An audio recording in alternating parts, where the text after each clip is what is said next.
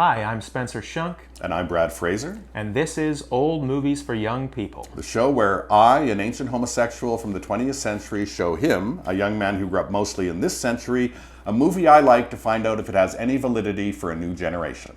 And today we are talking about Suddenly Last Summer from 1959. The year I was born. Directed by Joseph L. Mankiewicz, written by Gore, Vidal, and Tennessee Williams, and featuring some truly great actors, including Katharine Hepburn, Montgomery Clift, Elizabeth Taylor, and the far underrated and rarely seen Mercedes McCambridge. So this story, based on Tennessee Williams' one-act play, concerns an aristocratic woman in the New Orleans area, Mrs. Venable, played by Katharine Hepburn, and she has put her niece into an asylum. That's Elizabeth Taylor, basically saying that she's hysterical and she hires this doctor to lobotomize her, and the doctor's played by Montgomery Clift. You must... I almost said you must meet my son, Sebastian. Force of habit. Is he the son who died? Yes, last July in Europe. He must have been very young to die. All poets, whatever age they may seem to others, die young. Montgomery Clift suspects that something isn't right here, so he goes to interview the young woman. Help me! Don't talk like that. Why not? Now I sound insane, don't I? Are you trying to? No, and I'm not. You've got to believe me, Doctor. I am not. Insane is such a meaningless word. But lobotomy has a precise meaning, hasn't it? Are you going to operate? And he has to find out the truth before the date of her surgery. And he does a little bit of investigating and discovers that Mrs. Venable is actually trying to cover up a dark secret about her own son, Sebastian Venable, who died mysteriously and suddenly last summer. Oh, right, I failed him.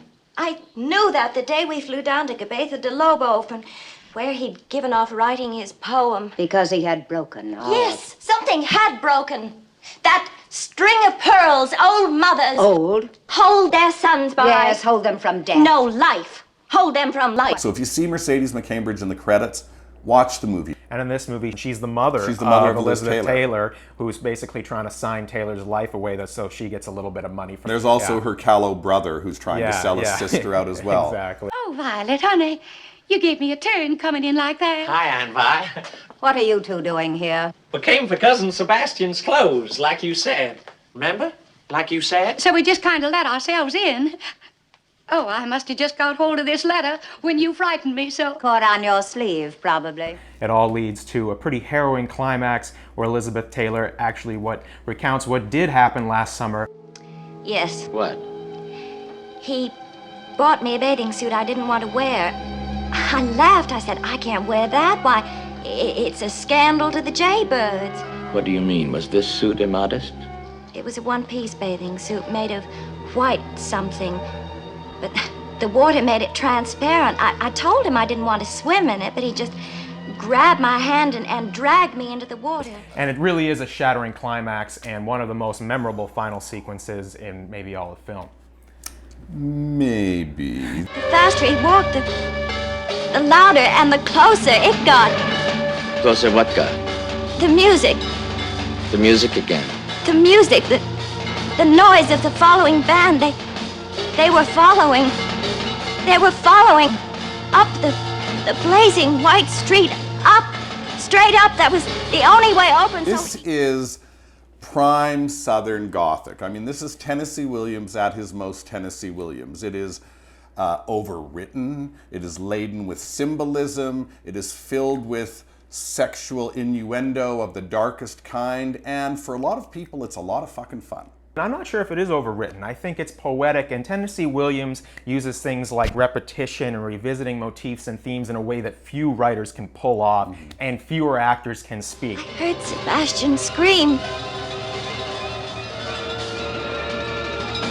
He screamed just once.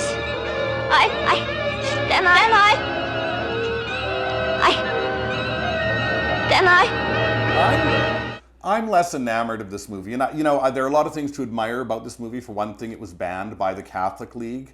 Every critic practically in the world hated it. And it made huge box office and actually got a couple Oscar nominations, although it didn't win anything.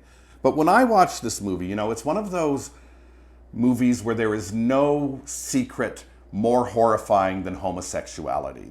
I think it's a little bit more complex than that, though, because the ultimate villain is Violet Venable, right? Katharine Hepburn's character, right. And we see what her big fear is, how terrible this secret is, but we also see how her kind of really sick and fucked up influence has caused Sebastian to repress his actual identity all these years. Title, Poem of Summer, and the date of the summer, 1937.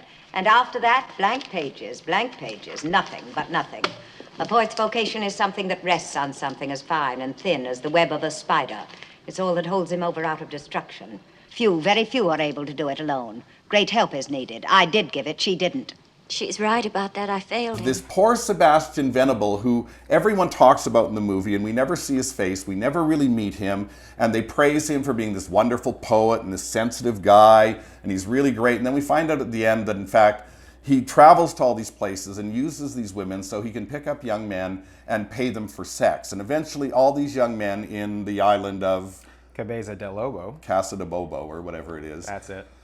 Decide that they've had enough of this and they're going to chase him through the streets and eat him alive. Now, as metaphors go, it's a strong one. But it's also, if you're a gay person, so boring, particularly now, particularly in this day and age. You can also see that the actual fucked up thing that Sebastian is doing is sort of it's a critique of colonialism, yes. Right? Because he's going to all these sort of remote locations and he's preying on people who are so economically disadvantaged that they really have no other choice but to accept what he's offering them. Sure, right? But then, we could have made the movie about any American corporation, about any American tourist, about any American straight person who does exactly the same thing, but naturally in this case, it's a gay person. But there's also something else going on in the movie, a sort of parallel plot line and metaphor, which is we're playing with a concept of sanity and insanity with Liz Yes. Taylor's character, right? And because lobotomies were an actual big thing that happened back then to women all the time because they were judged to be hysterical or too sexual. It happened to Rose Kennedy, JFK's sister, It happened right? to It happened to Tennessee's Tennessee's sister, right? Rose. And also Tennessee had that kind of relationship with his mother too, right? That Sebastian and Violet have in ways. It's the shades of it, right? Yeah. So you can see how that personal stuff And is reflected interestingly, there. Gore Vidal had a shitty relationship with his mother okay, I as didn't well, know that. and doesn't have anything good to say about her. So what I think we're seeing are two people who are fucked up about their sexuality and hate their mothers, putting that into a movie that is very entertaining. And then we have That's the question. poor old Montgomery Clift, who's probably one of the most mentally ill actors who ever lived. Something about Monty that is like so endearing. He's just, he's lovable. He's lovable on screen. He doesn't have an interesting role like Hepburn or Elizabeth Taylor does. He's basically, he's the linear plot guy. He's the detective. We should mention how great Elizabeth Taylor is in this movie. There's also gorgeous cinematography. Yes. Yes. Beautiful black and white cinematography. Beautiful black and white, especially the garden, the sort of garden of death that's Violet's backyard. I will argue it's kind of talky. It's scenes in small rooms It is a with play people that is overgoing adapted. things. It It doesn't feels like a really play. lose its stage beginnings. So how are you going to get your generation to watch this movie? What element would you play up to get them to watch this film? I would play up the pure drama of the film. Is this a horror movie? Is this good a horror? question. Is That's this a actually a horror good movie? question. Is it Yeah. what is it? It's not an erotic thriller, but it's sort of... It's not erotic at all. That's Well, the thing. Liz Taylor in a white bathing suit, and I'm the gay guy here, remember. It's pretty erotic. I would like this movie a lot better if they chased Katharine Hepburn and I ate would her, and she died, and Sebastian and Liz Taylor could travel all over the world having sex with whoever they want to. And it's interesting, too, in terms of its issues that it takes a look at, like the issue of insanity and sanity, and comparing that to how homosexuality was treated at the time. Okay, well, there you have it. I'm iffy on this one. I don't think young people will like it so much, but the young fellow here seems to feel differently, so give it a look. That was Suddenly Last Summer, and this is... Old Movies for Young People.